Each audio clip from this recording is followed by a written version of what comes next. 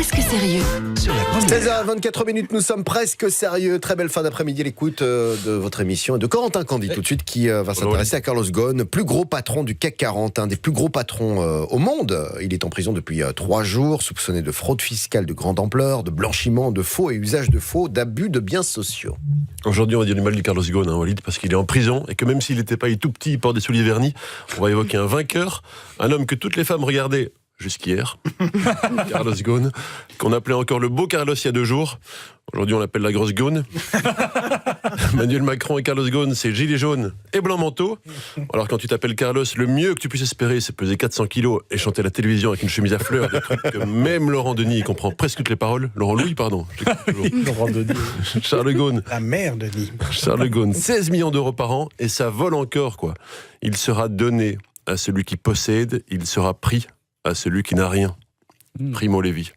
Dezio. Zut, j'ai pas de Dezio. Pas Marc Lévy, non? Non. Carlos Ghosn est une crapule. Comme 42% des Carlos. 42% encore, c'est gentil. En plus, j'aime pas ces petits yeux de rongeur. Et puis, je suis de mauvaise humeur. Il vaut mieux que je me défoule sur lui plutôt que sur vos mamans. Pardon. Mais je suis un peu physionomiste.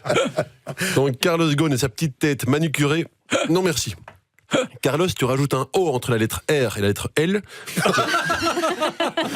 Tu obtiens un Carolo. En plus, ils sont plusieurs. Non. Coïncidence? Eh bien oui, coïncidence. Coïncidence, sûrement une coïncidence. Carlos Ghosn est en prison. En prison, les amis, comme un vulgaire voleur de poules.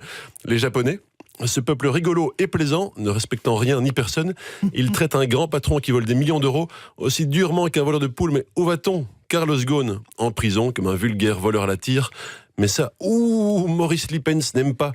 Yvan Mayer préfère ne plus y penser. Quel sauvage. Carlos Ghosn a eu le manque de clairvoyance typique des individus, moitié brésiliens, moitié libanais, moitié parisiens, de faire ses magouilles au Japon, voler au Japon. Même Yvan Mayer avait fait gaffe. Yvan Mayer n'a jamais volé la gourmette d'un orphelin japonais. Il le sait, lui, que les Japonais n'aiment pas la tarte au citron. Les Japonais n'aiment pas la tarte au citron. C'est ma contrepétrie préférée.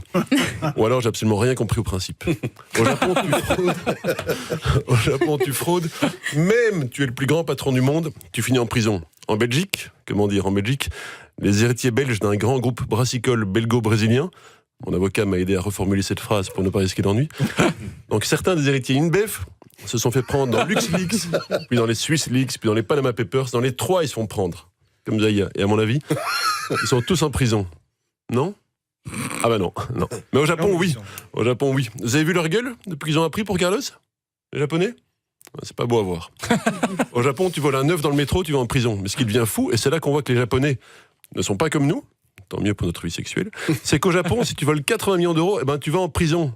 Alors ça, ces orientaux avec leurs baguettes, leurs karaokés, leurs traditions à la con, ils sont tordants. En Belgique, Armand Dellecker, quand il a vu comment on traite les gens importants et qui se comportent comme des grosses merdes, au Japon, il a halluciné. Les Japonais, si par exemple, on te soupçonne d'être président du Sénat et d'être un gros corrompu, eh ben tu peux dormir sur un futon. Un futon, les mecs.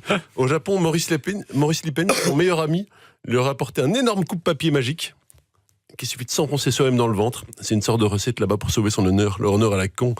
L'honneur, c'est un truc qu'ils font au Japon. C'est marrant, hein. Au Japon, voler 80 millions d'euros, c'est une tradition là-bas, c'est considéré comme quelque chose qui se fait pas. Ils ont de ces coutumes. Un jour au Japon, quelqu'un a trouvé un billet de 5 euros par terre. Il l'a pas ramené tout de suite au commissariat parce qu'il était super en retard à son travail, il était seulement 2 heures en avance. Toute sa famille a changé de nom et il nettoie les toilettes du métro de Tokyo avec sa langue. C'est lui qui avait demandé.